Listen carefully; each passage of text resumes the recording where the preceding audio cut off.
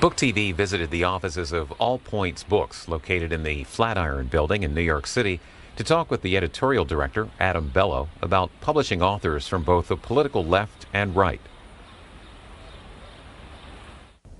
So, Adam Bellow, let's get the elephant out of the room. You have a very famous last name. Who was your father? Gee, I wasn't prepared for that question. It never comes up. My father was the novelist Saul Bellow, a person who influenced me in innumerable ways. Initially by forming a certain kind of literary sensibility and a literary way of looking at the world, which is not the same as a political way of looking at the world. But also because he, in his role as a writer, he felt that it was incumbent upon him to engage in a high-level conversation with other writers of his stature and with public figures throughout the Western world about the future of Western culture and its fundamental values. Because as an artist in a democratic society, he was, like other artists, very concerned, fundamentally concerned with the conditions of freedom which made it possible for him to be a writer. He was also, although it's not very well known, an editor as well as a writer, and he published a couple of magazines, small magazines in his career. The Noble Savage, in which he published in the 60s, in which he published one of Thomas Pynchon's early short stories, which I'm very proud of, actually. And then a small publication called The Republic of Letters, which he published when he was a professor at Boston University. So in a way, although I didn't become a writer myself, I tried, but I quickly gave it up. I do feel that because I was raised in an environment of very serious literary concerns and cultural and civilizational concerns, that I am, in my own way, carrying on his legacy and upholding the values that he thought were important. I decided I was 30 years old and I needed a regular job. And so I went to see Irving Kristol, who was a family friend, someone who we had known for a long time. And Irving and I had a kind of frank, Jewish conversation. What do you want to do a lot of Yiddish involved. What do you want to do when you grow up? Who do you want to be?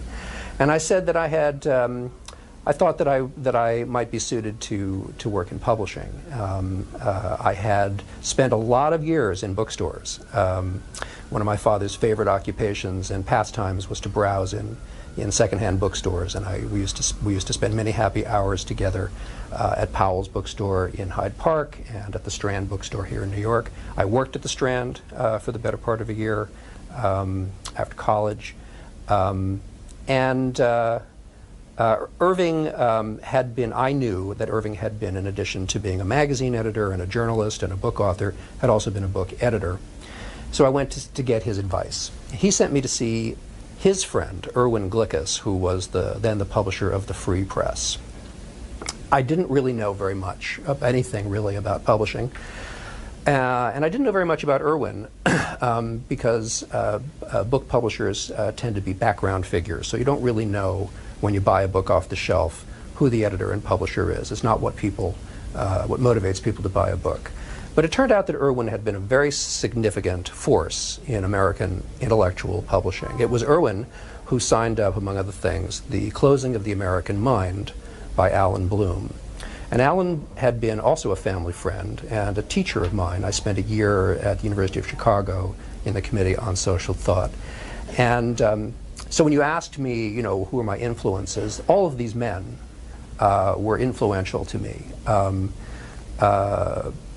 My father, primarily, in so many ways it's hard to quantify. But more importantly, my father was a member of a generation of writers and intellectuals who were conducting a high-level conversation about the fate of Western culture and its values, and other writers of his caliber were involved in it. Günter Grass, Václav Havel, people of that, level, who felt it was part of their role as serious writers to uphold the values that preserve the conditions of freedom. And of course it was the Cold War, and that's what the kind of level of discourse was. I would say the same about Alan Bloom, my teacher, who was, as I would describe him, a kind of Jewish Socratic, somebody who taught me to look at, to kind of be a disrespecter of pieties, and to look at all questions from more than one side. That served me well as a book editor. Irving, of course, was called the godfather of the neoconservative movement. I didn't realize it at the time, but when he sent me to see Irwin, he was sort of indirectly recruiting me into the vast right-wing conspiracy. I didn't know that such a thing existed, but it turned out as I made the rounds as an editor in my early years, and this is the late 80s, visiting think tanks and magazines and newspaper journalists and newspaper editors and so forth, I realized slowly that someone had to create all of these this institutional support structure for conservative intellectuals. There really wasn't anything like that. Most of these people, and the people that we published at the Free Press, were people with PhDs, serious scholars, Charles Murray types, Francis Fukuyama, that sort of person, James Q. Wilson, one of whose books I published in those days. These were, serious, intellectuals who, many of whom did not have tenured positions in university departments, and so something had to be done to support them and sustain their work. And so there grew up this group of institutions and publications, and this is where I found authors. This is the place where I went to find the people to write books. A little later on, a network of campus newspapers was created. Irving had something to do with that. Bill Buckley also had something to do with it. Again, it had to be created. Somebody had to raise the money and create these institutional feeder system, and a number of the younger people whom I published over the years were products of that network. And Irwin, who died in 1995, I believe, really deserves to be remembered more than he is. He was a very significant figure in New York publishing in that time, really the only person who would publish conservative voices. And at that time, you have to recall, there really wasn't any room for conservative ideas and voices. The dominant intellectual and journalistic paradigm was liberal, and it had been dominant for a long time, long enough that there was no feeling that anyone from the other side had to be entertained. And so we were a kind of, band of brothers, in a way. There was a lot of esprit de corps in the conservative intellectual movement at that time. There was a feeling that what we were doing was important. I felt, as somebody who grew up in New York and lived in a liberal environment and worked in a liberal community, that it was important for me, the part of my function really was to bring news of external reality to what even then I could identify as a bubble, a liberal ideological bubble. Well, speaking of that bubble, did you consider yourself to be a conservative before you started this journey into conservative salons and think tanks? Well, the answer is not really. It's a hard question to answer. Part of what happens in publishing is that when you start out, you're open to everything. And when I was a young editor at the Free Press, I was really an academic editor. The Free Press was one of a small group of serious intellectual publishing companies. We would call them academic crossover houses. Free Press, Basic Books, Pantheon, Schocken Books, Norton to some extent, hybrid academic and trade publishing companies. And so in my early career, I was tasked with finding books from a wide range of academic disciplines in the humanities. And I would go to academic conferences and talk to professors, and I'd be competing with, you know, academic publishers, Harvard, Oxford, Norton. Never dealt with an agent in the first, you know, 5 or 8 years of my career, really. But what happens is that you know, when you have a success with something, that kind of becomes what you're identified with, and then you get more of the same. People identify you with that, and they send you more, and you publish those books, and it becomes your thing. And so my own ideological predisposition is somewhat fluid. I would say, as a book editor, you know, it's different being a magazine editor. If I were, you know, Bill Kristol or John Podhoretz and I was editing a conservative magazine, I would have to have a really well thought out position on every public policy issue facing the country. I'm not a magazine editor. I'm a book editor, which means I'm an ecumenical person, and I have to be prepared to publish people on all sides of every question. And it's just as well for me to maintain a posture of open-mindedness, willingness to be persuaded, and really just a commitment, if you will, to serious argument from whatever quarter it comes.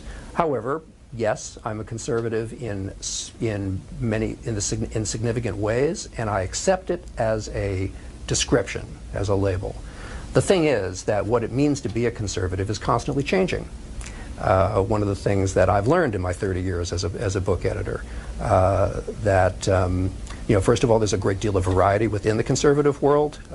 Most people who are not in that world don't recognize that. But you know, there are many different ways to be conservative, and you know, in a philosophical sense, all Americans are liberal, because our country was founded as part of the liberal movement of the 18th century, the liberal revolutions of the 19th century, also were influenced by the American Revolution and the American Constitution. And since the founding of this country, the progress of liberal values, equality, justice, fairness, diversity, representation have marched forward. Conservatives aren't necessarily resisting that. Philosophically, they're more resisting the pace of change, I find, and adhering to certain principles that need to be defended. But the form of that defense changes every decade. You know, the issues that come up could be foreign policy, could be the education, could be the humanities, could be immigration or taxation policy. The issues change. The fundamental principles do not. Well, Adam Bello, over the years as an editor, you've worked with a lot of conservatives. Did you agree with what Charles Murray or Laura Ingraham or David Brock back in the day had to say? For the most part, I publish books by people who I agree with or who I feel are making important arguments. That doesn't mean that I necessarily agree with or endorse everything they say. As I said before, you know, as a book editor, you know, a book is a large thing, averaging 300 pages. My job is not to be an ideological disciplinarian or to hold people to any kind of ideological standard. I'm interested in, what interested me about conservatism when I came into the movement was that at that time it was, in my view, more open, more intellectually engaged. The conservatives I knew were better educated than most of the liberals that I knew. Liberalism, I felt, had, although I consider myself a liberal in certain decisive respects, liberalism, I felt, had lost the capacity to defend itself and to give an account of its own founding principles. The book that really illustrated that was The Closing of the American Mind, written by my teacher, Alan Bloom, and published by my mentor, Erwin Glickus. At the time it was published, I was in graduate school at Columbia in the history department, and I was powerfully influenced by the controversy around that book. And I wanted to produce that same kind of effect, you know. But to characterize the debate about the closing of the American mind, it was really an argument about the philosophical foundations of liberalism. And the response to it, it was a very profound challenge, published by somebody who really had thought through his own position in a very profound way. The response to it, I thought, was emotional, overheated, hysterical. And I remember having a conversation with Alan about the book before it was published. I had read it in manuscript, and I was very familiar with his arguments. You know, I'd been in his classes for a year at Chicago, and I asked him, you know, well, Alan, what do you think will happen when this book is published? Nobody thought anything would happen. I didn't think anything would happen. It was a minor, you know, book by a obscure Midwestern academic. He said, oh, it'll be just like the trial of Socrates. I'll be accused of disrespecting the gods and corrupting the youth. And damn if he wasn't right. That's exactly what happened. And so this drama unfolded. The entire academic, journalistic, intellectual class rose up to denounce him as a heretic and a corrupter. And I saw, you know, he was right. And the reason for all the hysteria was that nobody was really able to make a cogent argument against him. So they just wanted to shout him down, rule him out, push him out of the boundary of you know, polite society. And this is how the parameters of debate are policed by the dominant cultural authorities. So we're going to get into this question, I assume, of, you know, what is the culture war and how does it, you know, what are the stakes and how does it operate? But this was my initiation in culture war publishing, and it was the thing that I wanted to do with my life. When you talk about Alan Bloom's book, is it comparable, what happened to him, what's happening today on American campuses? Well, it's an extension of the same phenomenon.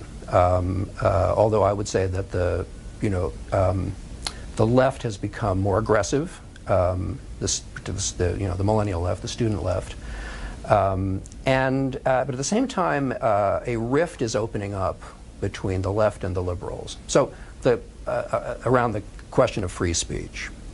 So let me put it this way. You know, the culture war, as I understood it and have practiced it, is a struggle between the left and the right for the mind of the liberal center. The majority of people are not ideological. Americans are not an ideological people, but they are open to persuasion. So we're trying to influence them through the publishing of books. Now, when I published years ago in the 90s, early 90s, Dinesh D'Souza's Illiberal Education, my first bestseller, and I've since published 5 or 6 of Dinesh's books, and I have one coming out this summer.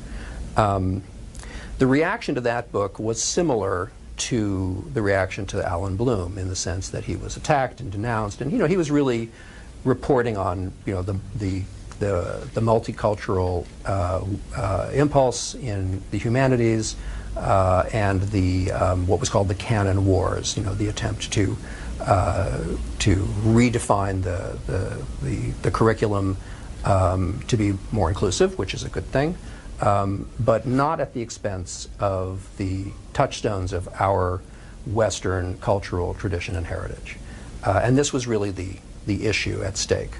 What I thought was interesting about the reaction to the book is that it brought out of the woodwork, if you will, a certain number of traditional liberal academics who felt as he did, or who felt that he was expressing something that they felt but were unable to express, which is, wait a minute, hey, wait a minute, you know, yeah, I agree that there should be more, you know, I'm fine with there being a women's studies department and a black studies department and various special majors, but we still need to educate Americans in the heritage out of which our Constitution and founding documents emerged. And you started a new imprint. What is it? So my career, 30 years, from the beginning, as I said, I concentrated more and more on publishing conservatives, and I had a lot of fun. I raised a lot of hell. I had a lot of, I caused a lot of trouble. Started a lot of big arguments. Very exciting.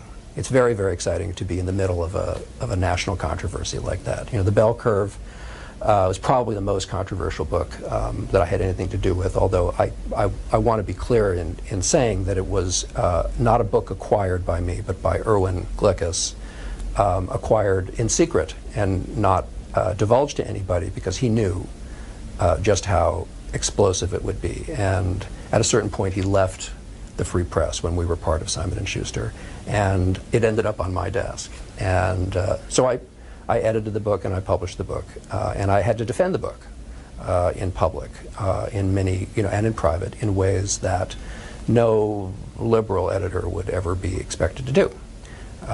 So doing what I do, the kind of thing that I have done in my career, is it's challenging and requires a certain amount of fortitude. You can't hide behind your desk when you're publishing books like The Bell Curve and The Real Anita Hill.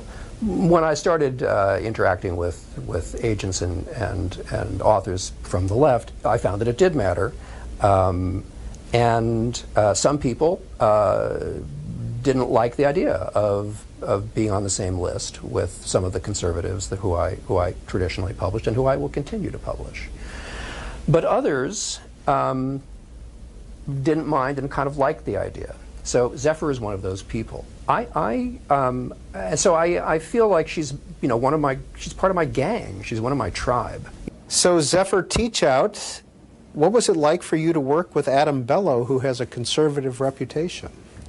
Adam has a great reputation as an editor, and he had worked with one of my favorite writers, someone named Barry Lynn, who was one of the first to really punch through consensus in economic thinking and say, hey, one of the problems we might have in America is a problem of concentrated economic power. So when I set forth to write this book that I'm writing about monopolies and what we can do about it, I was really excited to work with somebody who understood that there's a real moment in American economic thinking, and we have an opportunity to reshape the way that we think about the economy and the relationship between the economy and the democracy. Aren't some monopolies, though, natural? The point of my book is that we are in a moment of a crisis of concentrated economic power. And that's really threatening our democracy. And this concentrated corporate power is at the root of so many different issues that we see that we don't connect to concentration of power. Connect one for us. But to answer your question, there's this whole suite of tools in American history, including basic antitrust, breaking up big companies, and also including saying once in a while there's going to be a company that we want to be really big and concentrated. But if it is going to be big and concentrated, some people talk about it in the language of natural monopoly, then there's certain rules that have to apply. And I think of these broadly as all anti-monopoly rules. They're not just smash it up. They're also, if you're going to control the market, well, then you got to be neutral. And you cannot discriminate in ways that you might be able to if you were just a small fish in a big pond. So we need new rules. We need to enforce the rules we have on hand. All of the above. Step one is recognizing the problem, is seeing that I think a lot of people feel this incredible sense of uncertainty and destabilization, and that we have a crisis of powerlessness. That in fact, one of the sources of our democratic crisis is people feeling so out of power that they either check out and don't vote, or choose to vote for somebody who they may not agree with, but it's just who cares about my vote? Doesn't matter. I'm not connected to power anyway. And once you understand that the problem is a problem of power, then we can start looking at solutions. The solutions lie both in our history and in our future. Recovering all the tools that were used up until 1981, which is when we stopped enforcing antitrust laws, but also saying, hey, we have some new puzzles. The problem of big tech. How do we deal with Facebook and Amazon and Google that are similar to, but not the same as, some of the monopolists of the Gilded Age?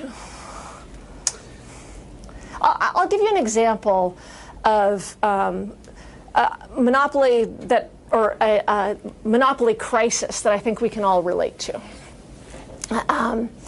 You may have heard about farmers struggling, but at the same time, plenty of people are eating corn and using soy products. So if you think about corn or soy farmers struggling, there's a mystery there. And the truth is there's a lot of money being made in farming. It's just not by the farmers. It's Monsanto, which has a monopoly over the seeds.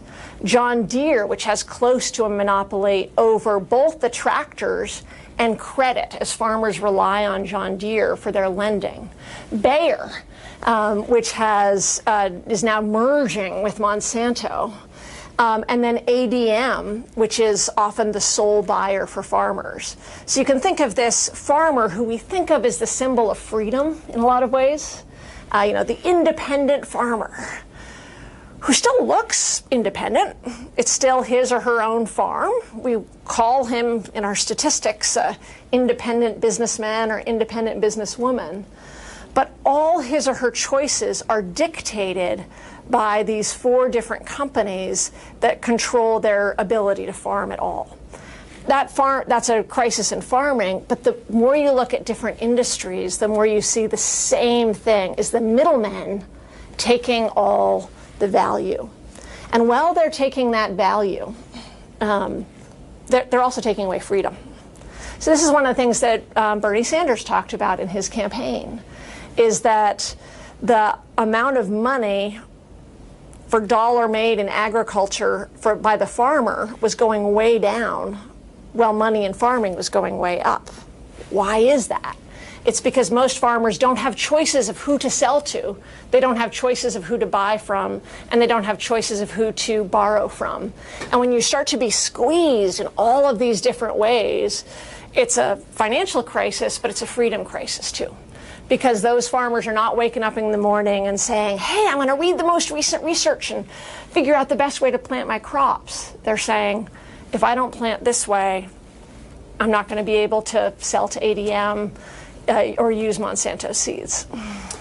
Zephyr Teachout, in your book, Break 'em Up, you also are critical of the left and how they are fighting some of these issues. Well, I think what we've seen is in 1981, the Reagan administration effectively dismantled our long history of anti-monopoly laws. But then Democratic presidents after Reagan didn't then revive them. Instead, we came to something close to a consensus that mergers were going to happen, this monopolization of the economy was just going to happen.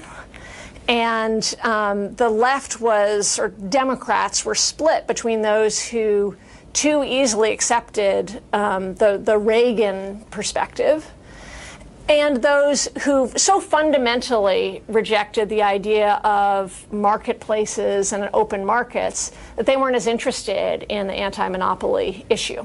I think that's changing now in some people's understanding, but what hasn't changed is we haven't had, and I call for in my book, we haven't had a national antitrust movement. So as much as you might talk to progressive on the street about the problem of Monsanto and Bayer merging, they shouldn't merge, I think almost any lefty I talk to would say, yeah, they shouldn't merge. But there weren't protests in the street about the merger. There weren't tens of thousands of phone calls to Congress members about it. There wasn't the kind of grassroots activism showing that distaste. And I think part of the reason is that people, even on the left, feel a sense of inevitability, that these companies are just going to be able to do it, and it's not inevitable. A big point of the book is that we have a choice. We don't have to have a concentrated economy. We don't have to have 3 companies control all of chicken distribution and 2 companies control all of beer. We can actually have a thriving, more innovative, more decentralized economy. You've personally attacked big government as well. I mean, you've run as an outsider for office. Well, those are two different things. What I have been very critical of, and I think is important to recognize, is the areas where government, which is supposed to represent the public, in fact represents big business. If a book reviewer or somebody in a bookstore picks up an All Points book, it could be ideologically scattered, in a sense. Yes, we're going to cover the whole range of perspectives, and so we'll publish books from the left, we'll publish books from the right. We're not looking for agreement necessarily. I am interested in where there is agreement, and I have a number of plans and ideas for how to explore that, how to get at that. For example, I think I'd like very much to do a series of issue-focused books with a point-counterpoint format, in which we would look for areas of agreement as well as difference.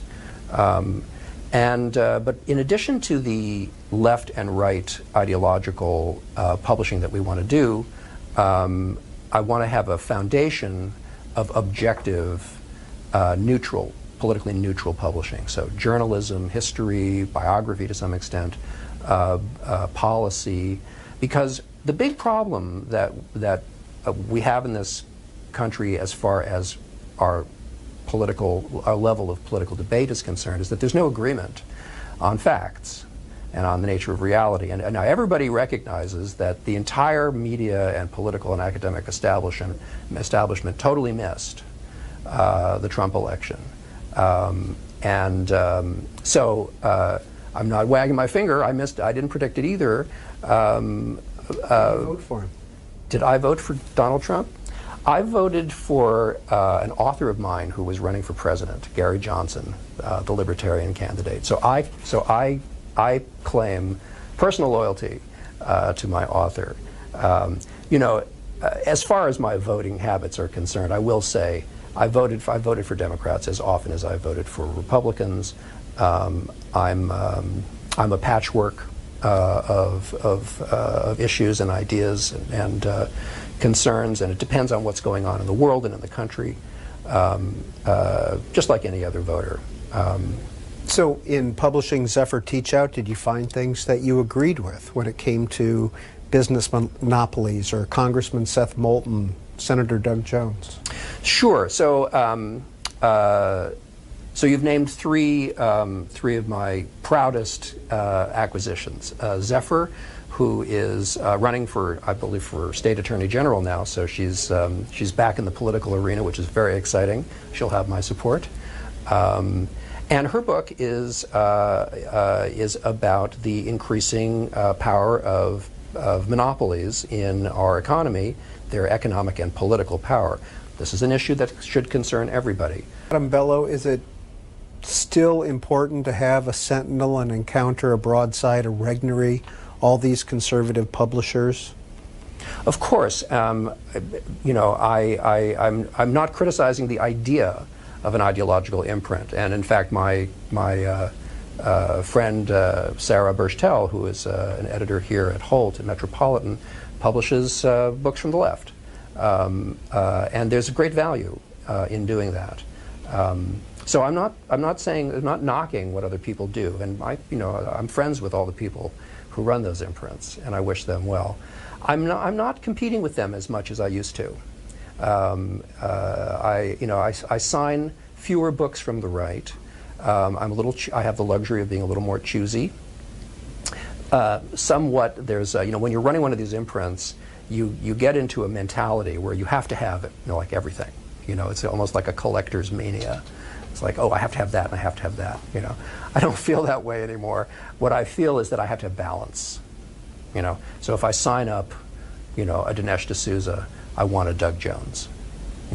Because I don't want the boat to tilt too far in one direction, and I have to work extra hard as a conservative to do that. One of the things that have you had anyone refuse you because of your past work? I've had people take a pass, not because of my past work, but because there is such a because the partisan divisions have gone so deep and they're so existential now that some people feel that it is toxic, literally, to be associated with someone on the other side. And this is not okay. It's okay in individual cases. You don't want to be published by me? Fine, that's fine. I'd be happy to publish you, but as I said before, I'm finding my tribe, my people. Well, that kind of speaks to one of the books coming out by All Points, Jean Safer. So one of my favorite projects, Jean Safer is an old friend of mine. She's married to Rick Brookhiser, who is also an old friend of mine, a National Review journalist, an author of many books, some of which I published in the past. They are a politically mixed couple. Jean is a liberal, Rick is a conservative. They get along just fine. Been married 37 years, I think. And Jean came to me about 8 or 9 months ago and said, she's a psychotherapist, and she said, I get so many calls now from clients saying, I need help. My husband won't stop watching Fox, or my wife won't let me watch Fox. And so she's seeing more and more couples, and she wanted to write a book about a relationship guide for politically mixed couples, not just married couples, but friends, relatives, colleagues. And so we signed her up, and the book is called I Love You, But I Hate Your Politics. This book has a long prehistory based on my marriage with Rick. At our wedding, William F. Buckley was present. His enforcer, the McCarthy's right-hand man, gave a reading, and the person who walked me down the aisle was one of the first people removed from his job as a professor by McCarthyite forces in New York. And a friend of ours said at the time, politics makes strange bedfellows. Anyway, so that's been our history, and I've lived as kind of the mascot of the right and National Review for many, many years. And it's been a very eye-opening... You're very liberal. Yes, I'm a liberal Democrat. And in fact, I think there is... Rick and I, have we ever voted the same? We both voted for Giuliani the first time. And we both believe in the death penalty for over cell phone use. But other than that, we have literally no position in common. None. Abortion, assisted suicide, gun control, all the big hits, we are on the opposite side. And how many years have you been married? 37. How many years? 37 in September. How many years happily? I think I'll honestly say 37. But, the first year or so, there were issues about how we were going to deal with this. Now, little did I know that, at that point, 20% of people married across party lines. Now it's 9%. So we were already in a time when, my father was a Republican, my mother was a Democrat, kind of thing. But that's not the case anymore. So I kind of was adopted by National Review, and it was a very eye-opening experience in many, many ways. Because I learned that people who disagreed with me could be good friends, could be thoughtful, could be people I wanted to spend time with, even more sometimes than people that I agreed with perfectly. For instance, the last boyfriend that I had before that, we were in perfect harmony politically. So this was really a learning experience for me. Rick had lived in a liberal world before, so he was, but I think we did have to learn, at least I had to learn, what not to talk about. Because he had his outlet at National Review. He wrote editorials. I never read them. That's how we did it. Now he writes columns about life in the city and the country and writes history. Oh, that's wonderful for me. It's great because now I read everything that he writes. And Trump's election may have been terrible for many, many marriages. The divorce rate among millennials has gone up to 55% of people who were on different sides of Trump. But for our marriage, it has been heaven because he's not a Trump supporter. So we can actually talk about politics. It's a rare, wonderful thing. The subtitle of your book is How to Protect Your Intimate Relationships in a Poisonous, Partisan World.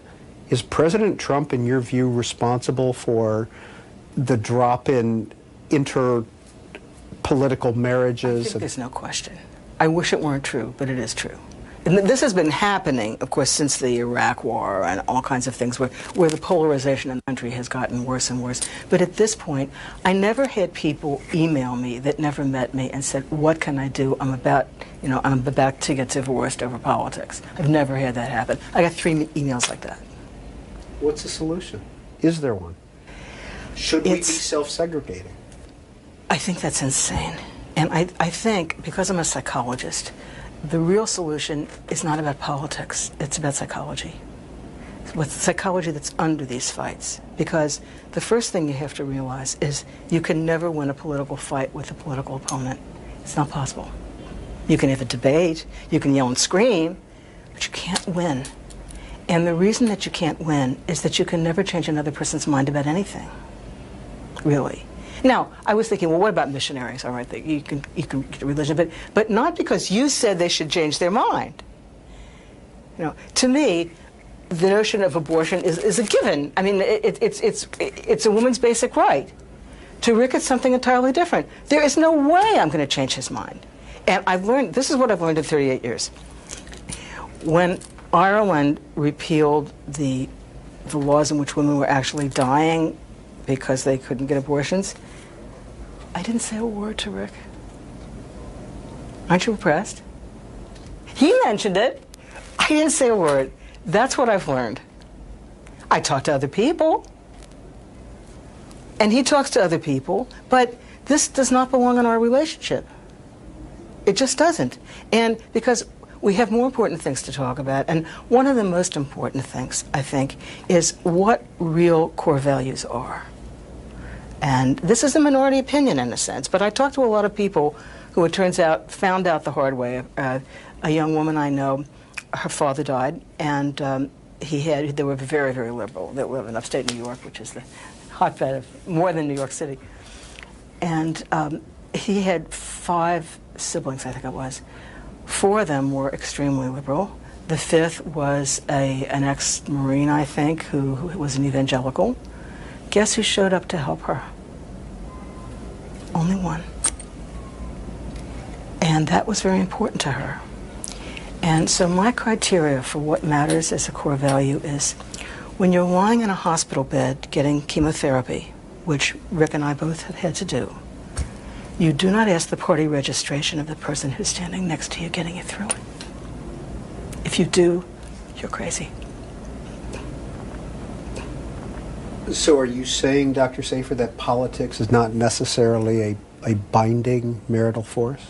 I think it can be, but I think there are many other things that are much more important. It certainly can be a divisive marital force. My favorite story of this is a couple that I did 50 interviews for this book of brothers and sisters and parents and children. Oh, you don't want to know about the father who unfriended his son. Let me tell you, I have stories that could really, yes, that's the look you should be having.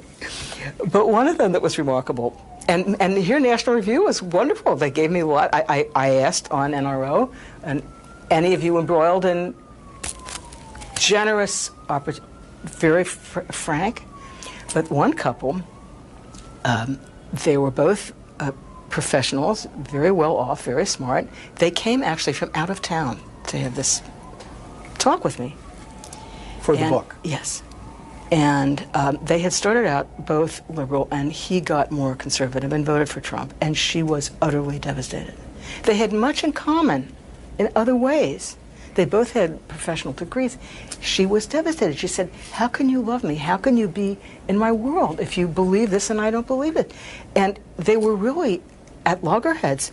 And then when I was talking about how they fought, she said, well, one thing is very clear. She said, they were well off, and they had a 3-story house in a fancy part of a fancy city. She said, I don't let him watch Fox, even in the basement. 3 floors down. He was not allowed to watch any media that didn't agree with her. And he went along with it. And I said, what do you think it's going to do, pollute the airwaves? I mean, it's on the 3rd floor. You're 3 floors. You can get some air freshener. You can do something. Anyway, I thought that was... And another thing that she did, this is something that I found across the board is a terrible thing to do. If you want people to have some advice, this is the first piece of advice. No article thrusting at your partner who has the opposite idea. Your parent, your child, your husband, your wife, your friend, anybody. Don't do it. It's a disaster. Here, read this. Here, look at what's on your breakfast table, a thing by my side. It is so alienating, and it is almost universal. So, Dr. Safer, you said that you never read your husband Richard Brookhiser's op-eds or his editorials when he wrote for National Review. I know what they said. Okay, I was going to say, is that fair to you, though, that you have to restrict what... It doesn't feel restrictive. It feels smart. I know what Rick thinks. I was at the Bork dinner, when I was at Reagan's this and that. I was at all of it. I know what these people think, and a lot of it I can't stand, but a lot of them I can stand. And I found a good, this is kind of a metaphor for how I worked it out for myself. Now, it's also, because Rick is an unusual man, and I don't know if he was very combative with me or a pain in the ass, whether I could do it, I don't know. But this was I think this was at the dinner after Bork was turned down for the Supreme Court.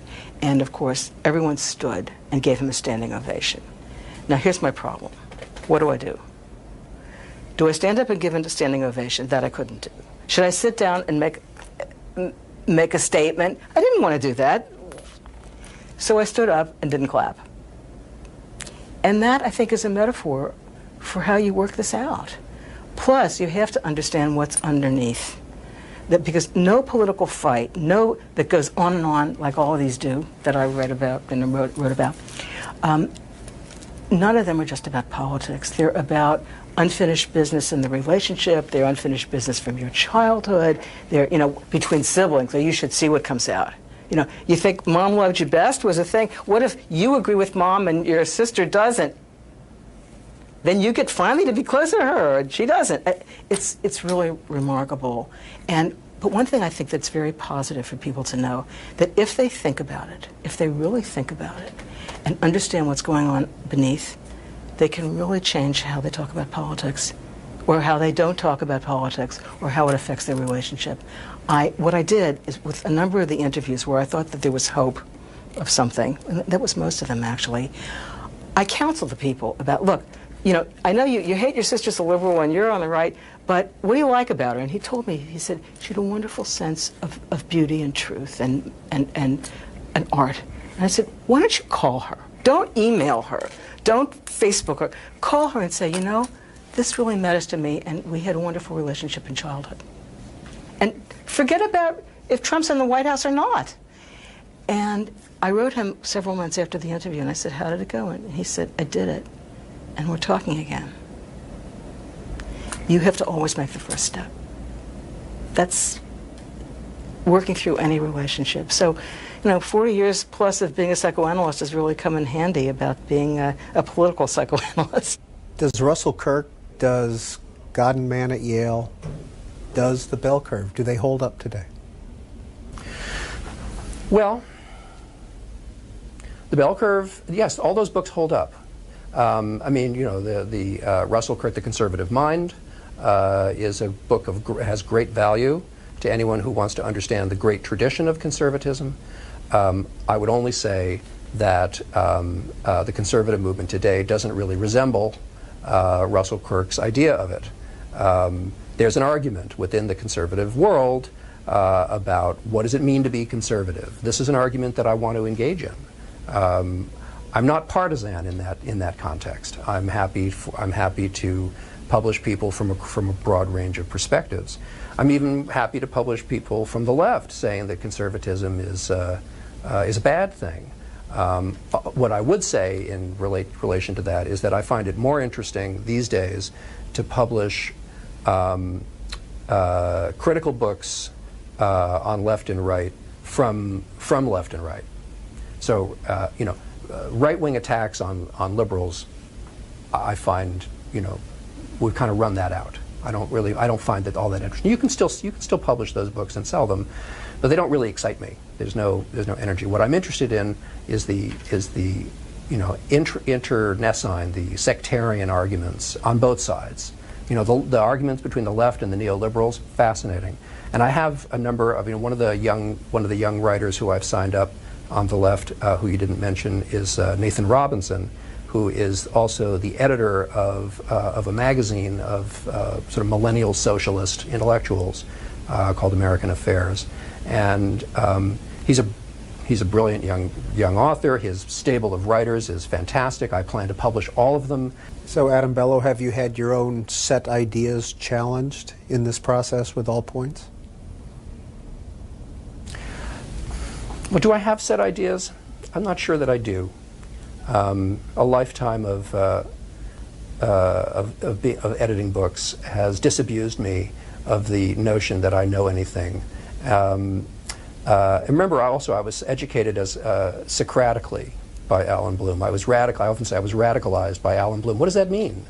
It means that I'm less of a conservative as he was, in the same way that Alan was not really a conservative, than a Socratic, somebody who is interested in argument, in ideas, in seeing where, as Socrates says in one of the dialogues that I studied with Alan, let's see where the Logos wants to go. Isn't that a beautiful thing? We'll see. Ideas are alive. They have spiritual reality. We don't invent them. They come to us. They go through us into the world. And it's, in a way, I have a priestly function. So that's my view. I'm not here to,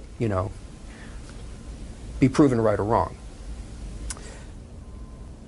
New York Times profile of All Points, quote, "If it's true that our public culture has become overly polarized and people no longer argue in a respectful way with one another, I'm sure I had something to do with that." Yes, is that a confession or a boast? I'm not sure. They're your words. Yes, I remember saying those things and reading them in the paper. Yeah, I had something to do with it because as an editor, I had to adapt and adjust to the conditions in which I operate. You have to, you work. This is a business. You have to sell books, and so every time something comes in, we consider it as does it meet our standards? Does it reflect our taste, if you will, as publishers? And will we sell enough copies to make it worthwhile? So, yes, in some respects, I would say, certainly in the early phase of my career, when we were on the attack and we were kind of charging up San Juan Hill, and we were outnumbered and outgunned, there was a sense that we were at war. There was a kind of a warlike feeling. And we used the phrase culture war, but advisedly, it is a war. It has been a war. Can you give an example of a culture war, and do you agree with Alexandra Alter of the New York Times when she refers to you as a neoconservative cultural warrior? So the term neoconservative is, as you know, is vexed. When I became a book editor in the 80s, to be a neoconservative meant to be someone who read Commentary magazine and the Public Interest magazine, and basically it meant that you were a Cold War liberal who had moved to the right primarily for foreign policy, over foreign policy concerns. But neoconservatives originally were liberal on social policy and were kind of an amalgam or a mix. During the George W. Bush presidency, of course, the term neoconservative came to mean something else. And so I don't use the word to describe myself, although I would say I still consider myself to be the old kind of neoconservative. The question of what you choose to publish has to be always considered in the light of not just what your interests are, but what is, what the public wants. So we will publish books that sometimes that confirm prejudices as well as challenge them, and that's kind of that's really what it comes down to. It's sort of, what is our relationship to public taste, right? If you're a fiction editor, you always want to be with public taste. You want to be publishing books that people embrace and want to read in large numbers. You don't want to publish books that turn people off. Now, there are people who made important careers out of publishing books that were banned, that were censored, that were suppressed, that were considered dangerous in the literary sphere. Henry Miller, James Joyce, D.H. Lawrence. These books had to be published. These are great books, but they violated the literary public taste of their time, and they had to be published by small countercultural houses. In political publishing, there are always two sides, and you have the choice, and you do both, in my experience, you take a position regarding certain principles or certain outlook. You defend it, you criticize it, you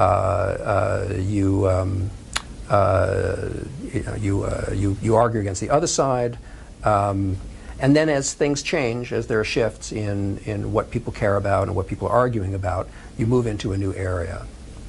I'm not sure I'm answering your question. Would you mind restating it? Give an example of a culture war going on today. Mm-hmm. Well, there's a huge culture war about Donald Trump. And I was asked not long ago whether the Trump boom in publishing was going to decline. In my experience as a political editor, most presidencies are 2 terms. I don't know about Donald Trump, but there is a kind of a pattern with every presidency in terms of publishing. So, let's say in the beginning, you're publishing the books about the campaign, all right? Then in the sort of later in the first term, you're publishing sort of policy books and interim books about what the administration is doing. In the second term, you start to get the scandal books, the disgruntled former cabinet officers, and the other side is sort of has got you more in their sights. And then at the last end of the cycle, the last 2 years, people are tired. They're just like, I can't take anymore. I'm shut down, and I'll wake me up when the next guy or woman is in office, and that's been the pattern. So, we had 6, 7 years of Obama books. We had 6, 7 years of George Bush books, Clinton books. The appetite for books about a president never goes away. Donald Trump, however, is an exception even to that rule, because everything he does and has done from the very beginning has been intensely polarizing and controversial. Also, he's a mystery in some way. He's still a mystery. I find, and this actually gets me into a subject that I wanted to raise also, which is my interest in fiction. I've started to publish a list of political novels, and one of the reasons Liberty Island? Well, that's an external project. It's an outside project. Liberty Island is a small independent publishing operation that I created a few years ago to publish books that are being written by conservative and libertarian authors, mostly in genre fiction, category fiction.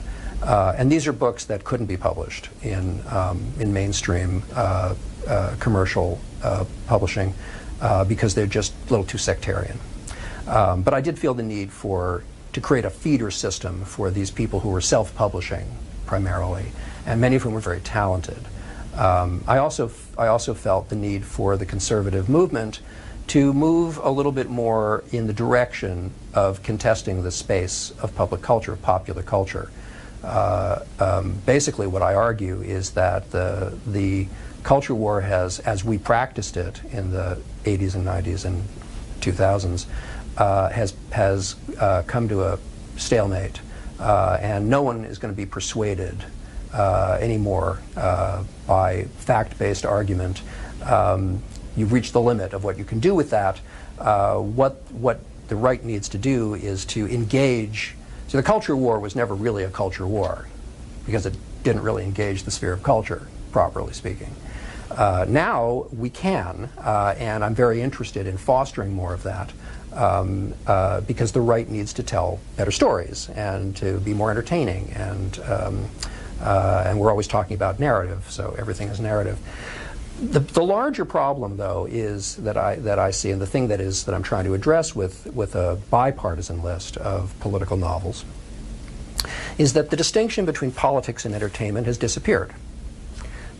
Everything is politics, and at the same time, everything is entertainment. So Donald Trump is politics and entertainment. The NFL is entertainment and politics. There's no difference anymore. And I find that to be, as an unprecedented situation. But at the same time, it seems to me that that it's only novelists, fiction writers, who can really give an account of what's going on in this country. And beginning with Donald Trump, the journalistic class, I think, has largely failed to explain who this person is and how he could have become president. I'm pretty sure that Gabriel Garcia Marquez would be able to give us a much more interesting account of how a person of this nature, this kind of person, was able to rise to the top of a certain society at a certain time. So I'm very excited about the opportunity to publish, for the first time in my career, works of fiction. Adam Bellow, when you look at some of the books that are coming out by All Points this year and next, that'd be quite an interesting dinner party if you brought all those people together. Dick Morris and Seth Moulton, James O'Keefe. Mm-hmm. They're all very nice people with excellent table manners. All different kinds of book jackets as well. Mm-hmm. What goes into your thought process when you design a book jacket or when you approve a book jacket? Well, as you know from covering publishing for a long time, packaging, as we call it, packaging books, is a collaborative process. Every time we bring a list we form a list for a particular season, we have a packaging meeting with our art department and our publishing team, and the book is discussed. What is it about? Who is the audience? We look at what the author's previous books. We consider whether to illustrate or do all type. And then we go through a design process. So we want each book to have a very distinctive look. If you've gone into a bookstore recently, I'm sure you've noticed that it's an explosion of color and texture and variety. Whenever I go to a Barnes & Noble, I'm just envious, not just at the books that are being published by other houses, but the beauty of the packaging, the originality. It's a real art form. So every book gets its own, look, and we go through various iterations until everyone is happy, including the author. And there's no one, determined outcome. Sometimes you're lucky and you get like an inspired idea right away. Sometimes you have to go through multiple versions. But in the end, every book gets a cover. Adam Bellow, is All Points Books a disruptor? Oh, I hope so. I'm a born disruptor. I'm not happy unless I'm disrupting. and now I have the latitude to disrupt everything. So I've never been happier. I've never been more energized. One of the things that I'm going to be able to do that I think will help me a great deal is to bring in a second editor. I'm looking for a younger editor from the left. This is something that I did at the Free Press when I became editorial director there in the mid-90s. I brought in a young left-wing editor and fostered his supported his acquisitions and fostered his career. I'm looking forward to doing that again because I think it's important to reflect in the architecture of the imprint what we're doing, that we're serious, and that person, albeit I expect a younger person, will be my full partner and somebody who's given full scope, complete scope, to express what they think is important, the issues that they resonate with, the writers that they think are the most exciting, particularly younger voices. So that's the idea, and if that's disruptive, good, so be it.